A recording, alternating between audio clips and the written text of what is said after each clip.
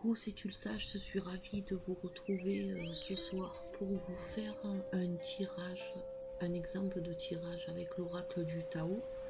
Je vous avais dit que lorsque je recevais dans la review, lorsque je recevais mon livre en français, je vous faisais un exemple de tirage avec cet oracle.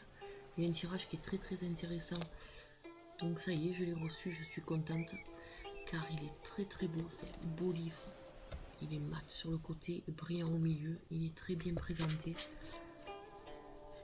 Alors vous avez, il vous explique l'accès aux transformations, enfin c'est comme le livre américain, mais c'est pas dans le même ordre.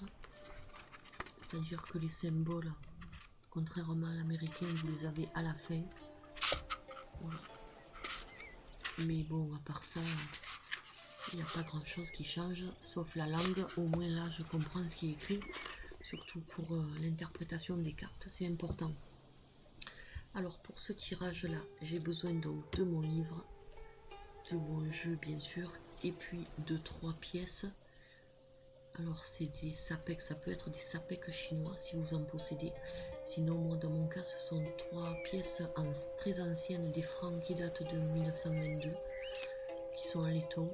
Et je me sers de ces pièces comme sapèques car ça marche très bien aussi, il n'y a pas besoin d'avoir des sapèques chinois. Alors moi en ce qui me concerne, donc les 3 piles correspondent au yin et les 3 faces correspondent au yang. Après c'est vous qui déterminez le pile et le face, ce qui veut le dire, mais c'est important après pour le tirage. Ce qui est important aussi, c'est lorsque vous prenez des pièces, il faut les utiliser que pour l'oracle. Il ne faut pas vous en servir pour autre chose. Vous pouvez prendre des pièces, des euros, ce que vous voulez, même des pièces étrangères, du moment qu'elles sont identiques. Donc, on va procéder à cette méthode de tirage qui est intéressante. Vous allez voir. Donc, je mélange mes cartes. Et je pose une question et je me concentre bien sur ma question.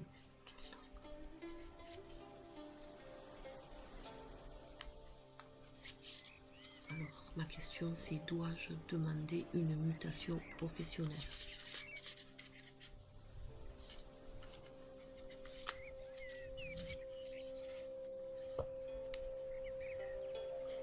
Je coupe mes cartes en pensant toujours pareil à ma question et je prends la première de la pile uniquement. C'est la carte numéro 53, le développement. Pour l'instant, je mets les autres de côté, j'en ai pas besoin. Alors, je vais étudier dans cette carte, bien sûr, son dessin. Je vais étudier les symboles. Et je vais étudier surtout les 2 trigrammes qui font un hexagramme complet. Donc, pour commencer, je prends mon livre, je regarde mes symboles.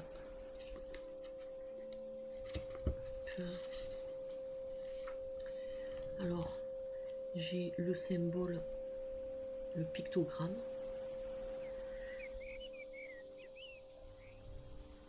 Alors ça, c'est un dynamique du yin, déjà. Alors ce pictogramme, la couleur c'est le vert jade que l'on retrouve dans le yin et le yang en haut. Son attribut c'est la subtilité, l'influence, la dispersion. Son action c'est pénétrer. La famille c'est la fille aînée. Le développement c'est l'adulte. L'animal c'est le coq. L'élément c'est l'air. L'anatomie, ce sont les cuisses, la saison, c'est le début de l'été, la direction, c'est le sud-est et le nombre, c'est le numéro 5. Son nom, c'est le doux. Alors, c'est le symbole qui correspond, je crois que c'est derrière, je ne sais plus où exactement dans le livre. Donc, ce symbole-là, vous voyez, donc lorsque je regarde dans cette page-là du livre, il me dit sud-ouest, fille aînée et vent. Voilà, c'est le symbole du vent. Ils auraient pu l'écrire ici parce que je ne le vois pas, le vent. Ils auraient pu l'écrire, donc bon, je vais le faire. Moi, je vais marquer ce que ça... son petit nom, là, le vent. Par exemple, il y en a un, là, c'est la montagne, mais c'est pas écrit non plus. Donc, je vais les écrire, tous ces trucs, des pictogrammes. Pour pas chaque fois chercher là, dans l'autre page. C'est des petits repères qu'il faut se faire sur le livre. Donc voilà, ça c'est l'interprétation du pictogramme. Après on passe au deuxième pictogramme, donc c'est la montagne, ça correspond à la couleur vert qu'on retrouve en haut dans notre yin et yang. Les attributs, ce sont le repos, la méditation, l'immobilité et l'endurance. L'action c'est limité. La famille, c'est le benjamin, le développement, c'est la maturité, l'animal, c'est le chien, l'élément, c'est la pierre, l'anatomie, c'est la main, la saison, c'est le début du printemps, la direction, c'est le nord-est et le nombre, c'est le numéro 7.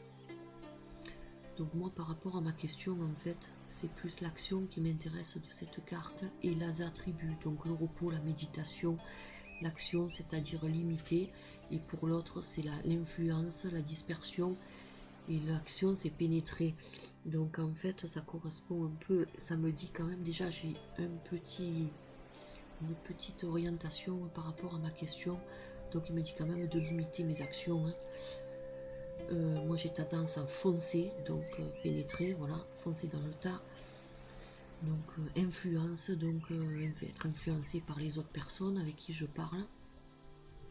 Mais il faut quand même que je médite avant de me lancer et que je me limite dans mes actions. Donc déjà vous voyez par rapport au symbole, j'ai une idée de ce que la carte veut me dire par rapport à ma question. Voilà pour les symboles. Maintenant on va passer donc à l'interprétation du dessin. Je cherche la carte et je voilà, donc j'ai trouvé la carte numéro 53. Alors il faut lire tout le texte jusque là, parce qu'après ce sont les transformations.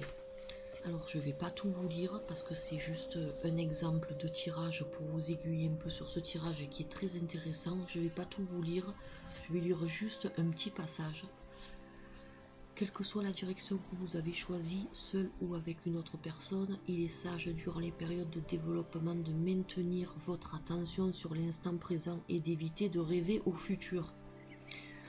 Donc cette carte me confirme bien, et tout le reste, le blabla qui est avec, ça parle de la même façon.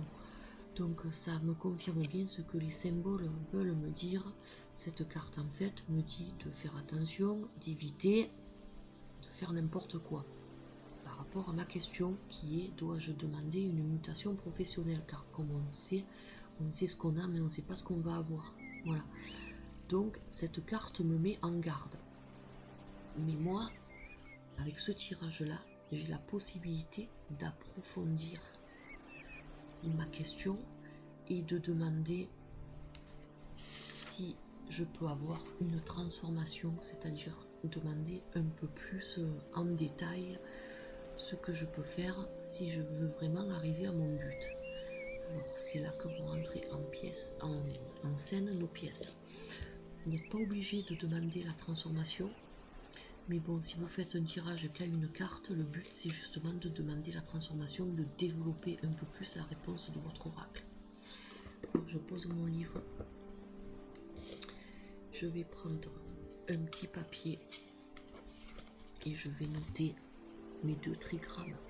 Alors les trigrammes se lisent de bas en haut et jamais de haut en bas. Et je vais donc noter les 2 trigrammes de ma carte, c'est-à-dire l'hexagramme complet. Alors je prends un petit papier, un stylo bien sûr, je dessine mes 2 trigrammes de bas en haut.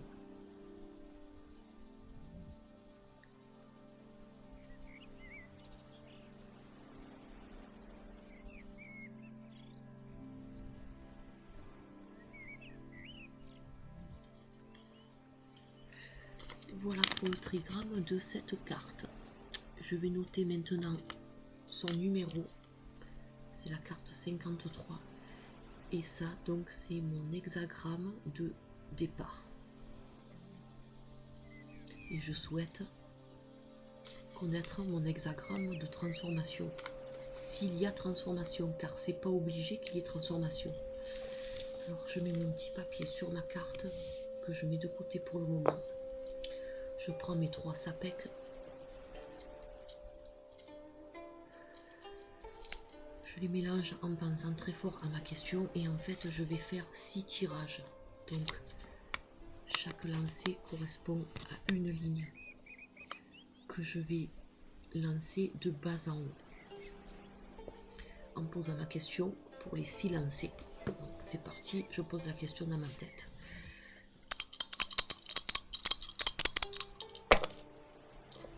J'obtiens deux piles et une face, c'est-à-dire 2 yang, 2 yin et 1 yang. Donc ma première ligne du bas n'est pas une ligne de transformation. On parle de transformation lorsque l'on tombe sur 3 piles ou 3 faces, c'est-à-dire 3 yin ou 3 yang. Voilà. Mais c'est pas obligé qu'il y ait transformation, vous allez voir. Alors maintenant je fais un lancer pour ma deuxième ligne. Toujours en répétant ma question dans ma tête. Pareil, j'ai 2 piles et une face, donc ma ligne n'est pas changeante. Troisième ligne.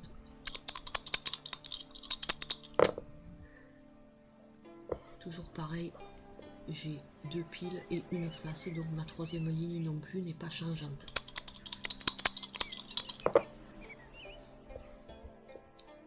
Deux faces et une pile pour la quatrième ligne.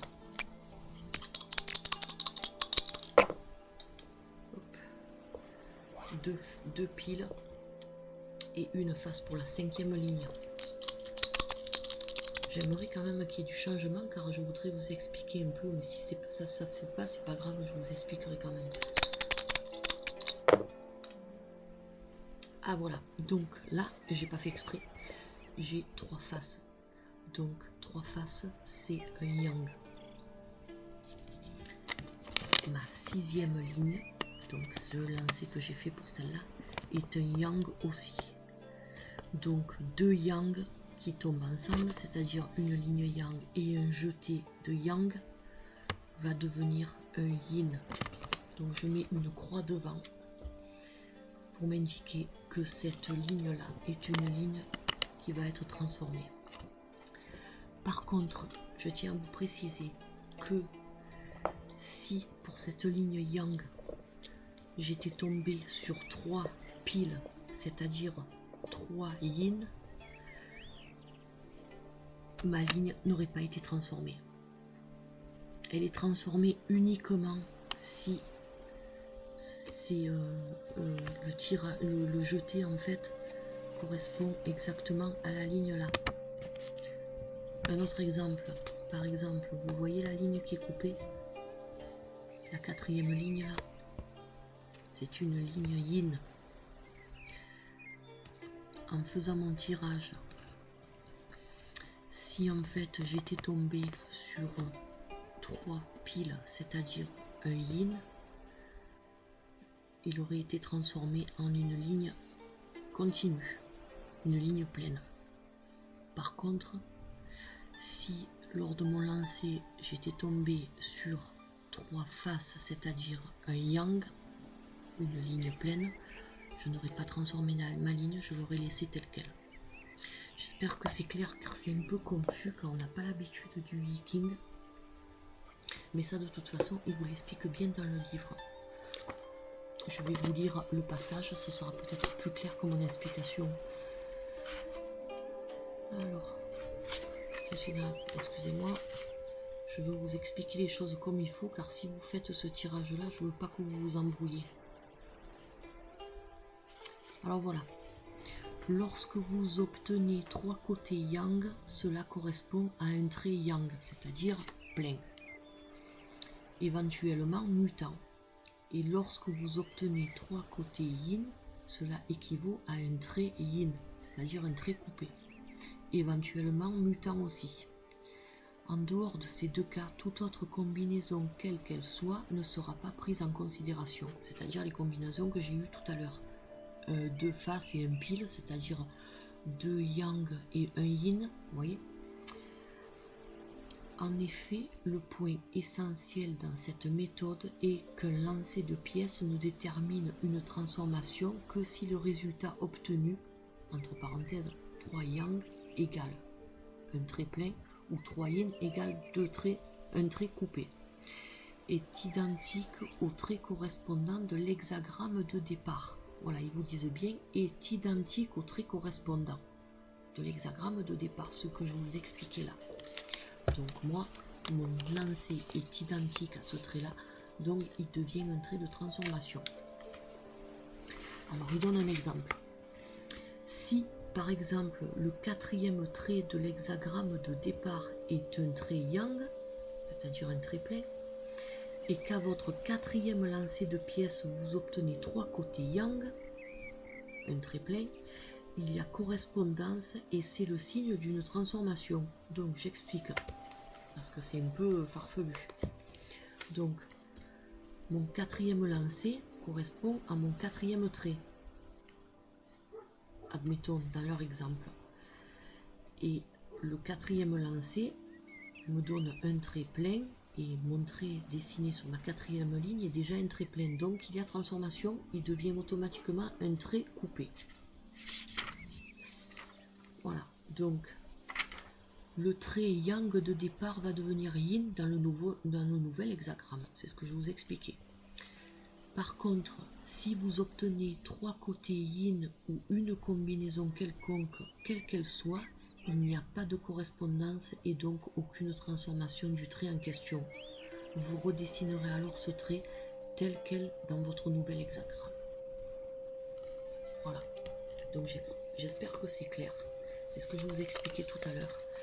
Là, je transforme mon 6e trait. J'insiste, excusez-moi, j'insiste bien pour que ça... J'espère que je vous embrouille pas plus qu'autre chose, mais j'explique bien parce que c'est pas facile à assimiler quand on n'a pas l'habitude du viking. Je réexplique au cas où je m'étais mal exprimé.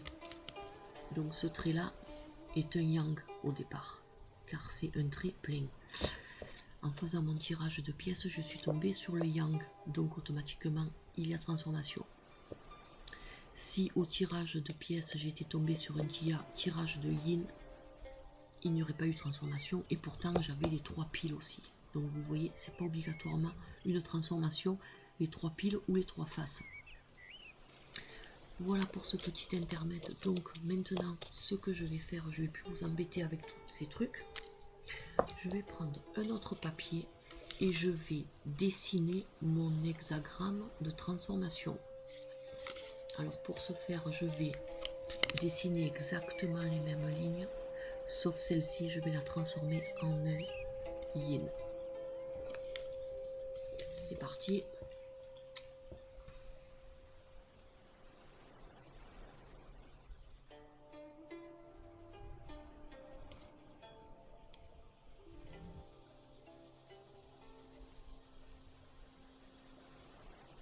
Je refais une petite croix devant pour vous montrer le changement. Voilà mon hexagramme de départ, celui-ci, et mon hexagramme de transformation. Je me mets un peu loin, comme ça vous voyez. Vous voyez où il y a la petite croix à côté des deux. Voilà, tout simplement.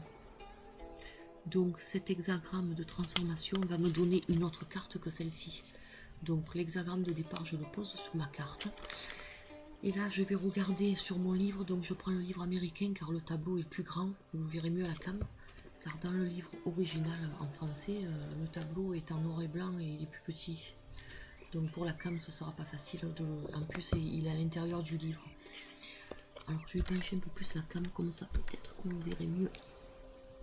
Alors, pour trouver ma nouvelle carte qui correspond à mon nouvel hexagramme, c'est facile. Le trigramme d'en haut et le trigramme d'en bas. Donc le trigramme d'en haut, c'est-à-dire les 3 premières lignes, correspondent à la ligne ici. Le trigramme d'en bas correspond à la colonne ici. Alors je repère mets mon premier trigramme, donc une ligne coupée, une ligne pleine, une ligne coupée. Donc je cherche ici une ligne coupée, une ligne pleine et une ligne coupée. Donc c'est celui-ci là. C'est le troisième trigramme de ma ligne. Je repère. Alors maintenant, le trigramme du bas, une ligne pleine, une ligne coupée et une ligne coupée. Donc je regarde une ligne pleine, une ligne coupée, une ligne coupée, c'est celui-ci. Donc mon premier trigramme et mon deuxième trigramme, je les fais se rejoindre et je tombe sur la carte numéro 39. Alors, je vais chercher la carte numéro 39 dans le jeu, je vous fais une coupure et je reviens. Voilà, de retour, donc j'ai retrouvé ma carte 39 dans mon oracle. Alors, c'est la carte de l'obstacle. Voilà.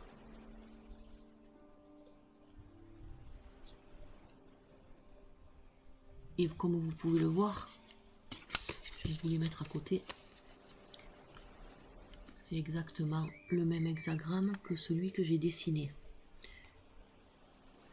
Comme vous pouvez le voir.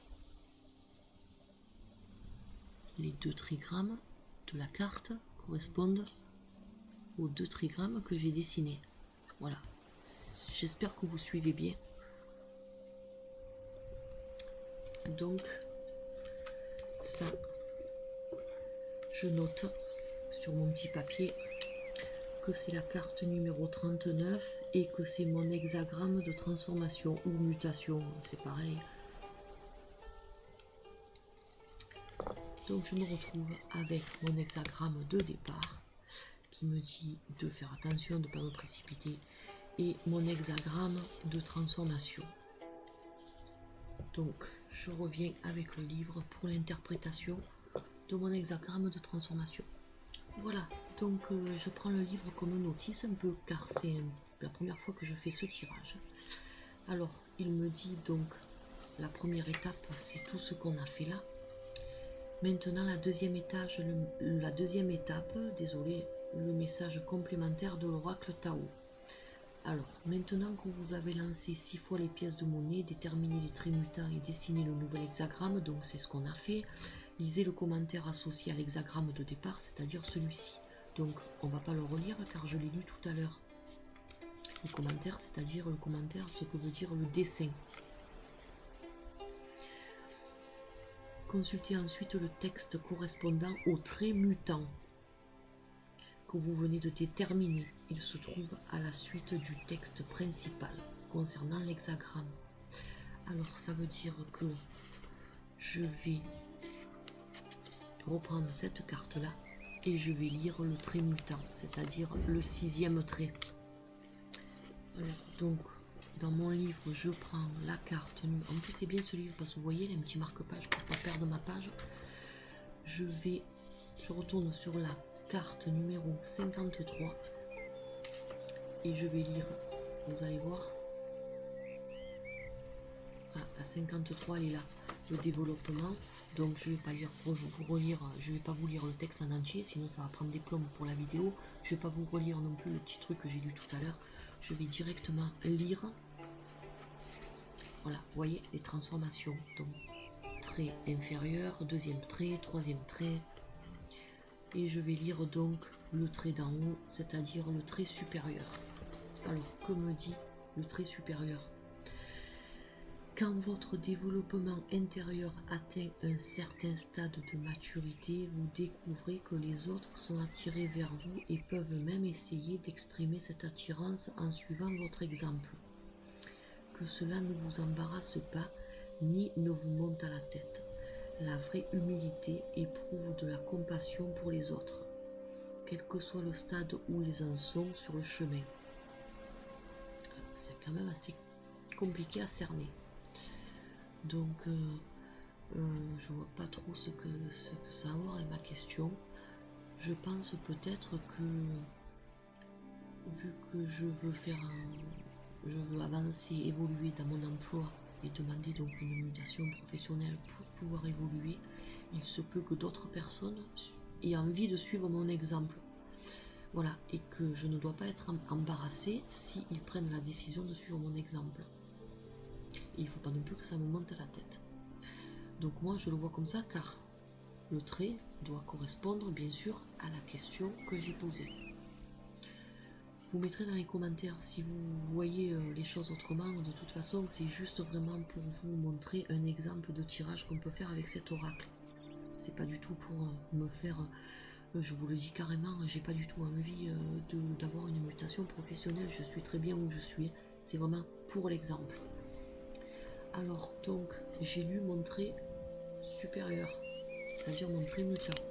Les autres traits, je ne les lis pas, car ils n'ont pas changé, donc ils correspondent au dessin de cette carte-là. Et maintenant, donc, je vais interpréter mon hexagramme de transformation. Je reviens pour chercher. Voilà, j'ai repéré ma page. Donc je reviens quand même à la troisième étape, consulter le nouvel hexagramme. Alors, il vous reste à consulter l'hexagramme obtenu après mutation des traits, c'est-à-dire celui-ci. Pour cela, reportez-vous au tableau qui est en fin de livre. C'est ce qu'on a fait. Ça, c'est pour déterminer le nouvel hexagramme. Donc ça, je le passe, c'est pas la peine de vous le relire puisque je vous l'ai expliqué. Donc ce nouveau point de vue, c'est-à-dire le nouvel hexagramme, c'est-à-dire la carte 39, révèle l'évolution probable des événements influencés par vos propres changements. Si après avoir lancé 6 fois les pièces aucun trait n'est mutant, c'est le signe d'une situation durable et cela renforce la perspective proposée par l'oracle. C'est-à-dire que si, lorsque j'ai jeté mes pièces, si aucun trait n'avait été mutant, ça voulait dire que la situation est durable et que je dois me repérer qu'à cette carte-là.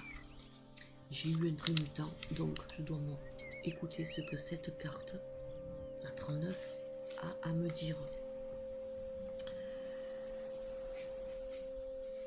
Alors, donc le nouvel hexagramme, il y a un petit tableau, il me dit que je dois, il me précise pas. Alors attendez, je vais faire une pause parce que je voudrais voir si je dois lire aussi le trait mutant ou non. Donc je vous fais une pause et voilà, je suis de retour. Je suis désolée mais je veux pas vous dire de bêtises, c'est pour ça que je fais les pauses. Je veux être sûre que je lis les explications du livre comme il se doit. Si jamais j'ai fait des erreurs pendant cet exemple de tirage, n'hésitez pas dans les commentaires si jamais vous avez plus l'habitude que moi de faire l'oracle du Tao. C'est vraiment pour montrer à des personnes qui ne connaissent pas cet oracle comment ça se passe un peu. Mais normalement, je pense que j'ai pas fait d'erreur car j'ai bien pris la peine de lire les explications du livre. Donc en fait, pour mon nouvel hexagramme de transformation, je ne lis pas la ligne de transformation. La ligne de transformation m'a juste servi à trouver ma nouvelle carte, ma carte de transformation. Donc je me contente juste de lire les explications de ma carte. Donc je vais pas tout vous lire encore une fois parce que c'est un gros speech. Donc le scénario de la vie est impartial et n'est jamais figé. C'est une dynamique ininterrompue et équilibrée dont la fonction consiste à réduire les excès et à combler les vides. Il est pour vous essentiel maintenant de vous mettre en harmonie avec ce scénario plus vaste. Au lieu de vous recroqueviller sur vous-même en signe de défaite, laissez volontairement circuler votre énergie, même si, dans l'immédiat, vous pouvez avoir l'impression que cela ne sert à rien. Occupez-vous uniquement de ce qui se passe en ce moment du mieux que vous pouvez.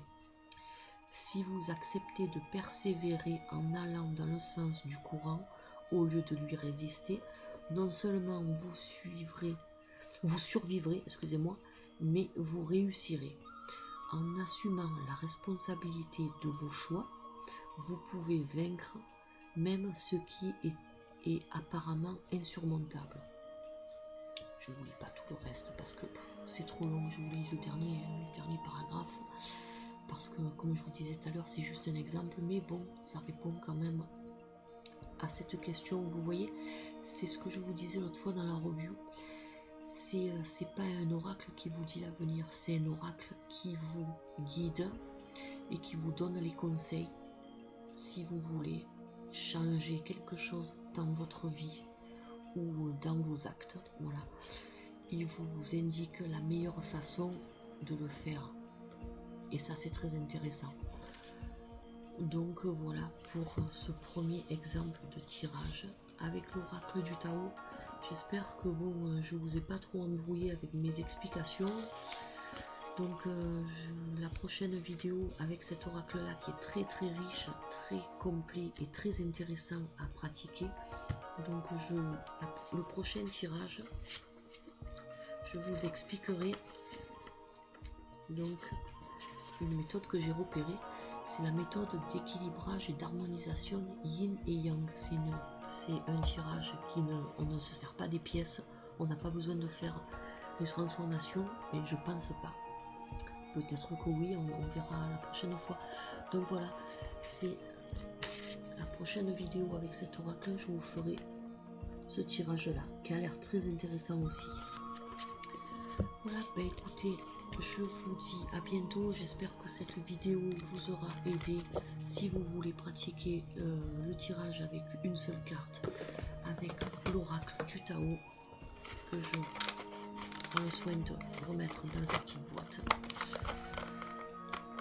Voilà, et je vous dis à bientôt pour une prochaine vidéo, tirage ou review.